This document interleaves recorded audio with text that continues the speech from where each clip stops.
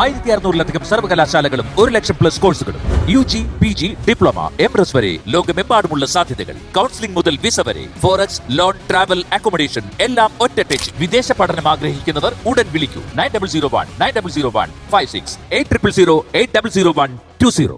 ഞാൻ ആത്മാവാകണമെന്ന് നിർബന്ധമുണ്ടോ മാർക്കോ? ഉറപ്പായിട്ടും. കുറച്ചു ദിവസം അങ്ങനെ പോട്ടെ. മഹാലക്ഷ്മി മരണപ്പെട്ടെന്ന് വിശ്വസിക്കുന്നവര് മഹാലക്ഷ്മിയെ ഭയന്ന് കഴിയട്ടെ.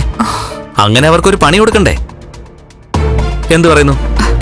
അത് തന്നെയാ വേണ്ടത്. എന്നെ കാണാനില്ലെന്നറിയുമ്പോ കണ്ണേട്ടൻ പോലീസ് കംപ്ലൈന്റ് ചെയ്യുന്ന എല്ലാവർക്കും അറിയാം.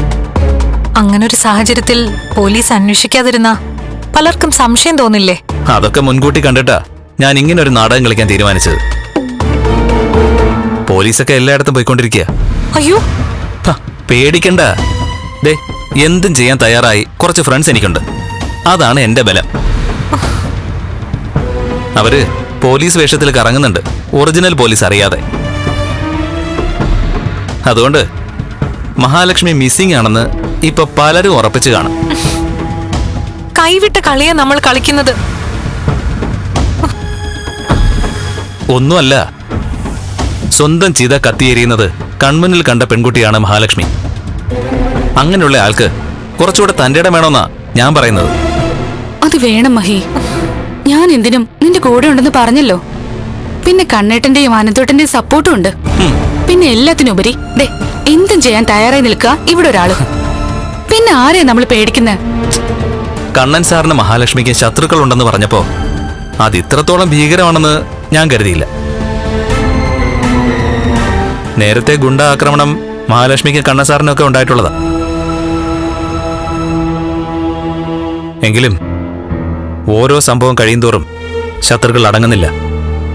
അവര് വീണ്ടും വീണ്ടും ചെയ്തതിനപ്പുറം ചെയ്യാനുള്ള തയ്യാറെടുപ്പില്ല. ഈ പോക്ക് പോയാ അവരെയൊക്കെ ചിലപ്പോൾ നന്നായിട്ടൊന്ന് ഞെട്ടിക്കേണ്ടി വരും. ഞാൻ പറഞ്ഞു വന്നത്, ഈ മേഘനാഥനെയോ മഹാലക്ഷ്മിയുടെ രണ്ടാനച്ഛനെയോ ആരെങ്കിലൊക്കെ തട്ടിക്കളയേണ്ടി വരും. ഇതുവരെ ആരെയും കൊല്ലേണ്ടി വന്നിട്ടില്ല. അതിന് അർഹതയുള്ളവരുമായിട്ട് ഇടഞ്ഞിട്ടുണ്ട്.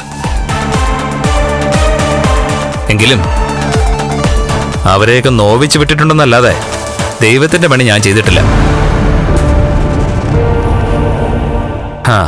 എന്നാ ഇവിടെ ആ രീതി മാറ്റേണ്ടി വരുമെന്നാ തോന്നുന്നത്.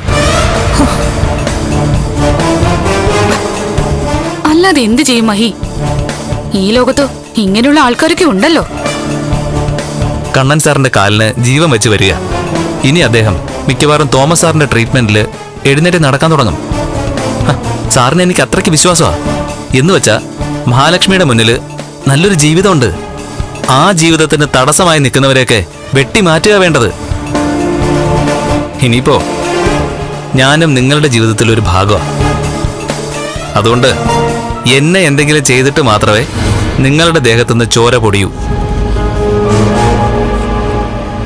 ഇവന്മാരൊന്നും തമ്പുരാക്കന്മാരും ദൈവങ്ങളൊന്നും അല്ലല്ലോ എല്ലാവരെയും അങ്ങ് നശിപ്പിക്കാൻ. അവന്മാരെ പോലെ ഞാനൊക്കെ കച്ച കെട്ടി ഇറങ്ങിയ പിന്നെ അവനൊന്നും കാണത്തില്ല.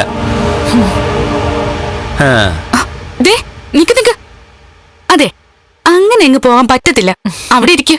അയ്യോ, എനിക്ക് ഒരുപാട് തിരക്കുണ്ട്. അങ്ങനെ പറഞ്ഞാൽ പറ്റത്തില്ല. മാർക്കോ ഇവിടെ വരുമെന്ന് അറിയാവുന്നതുകൊണ്ട് കുറച്ച് സാധനങ്ങളൊക്കെ ഉണ്ടാക്കി വെച്ചിട്ടുണ്ട്. അത് കഴിച്ചിട്ടൊക്കെ പോയാ മതി. മഹി, ആ വാതിലും അടച്ചേക്ക്. ഏയ്, വേണ്ട വേണ്ട, കഴിച്ചിട്ടേ പോകുന്നുള്ളൂ. അതിന് വാതിലൊന്നും അടയ്ക്കണ്ട. എന്നാ ഇരിക്കുക, ഞങ്ങളെല്ലാം എടുത്തു വെക്കാം.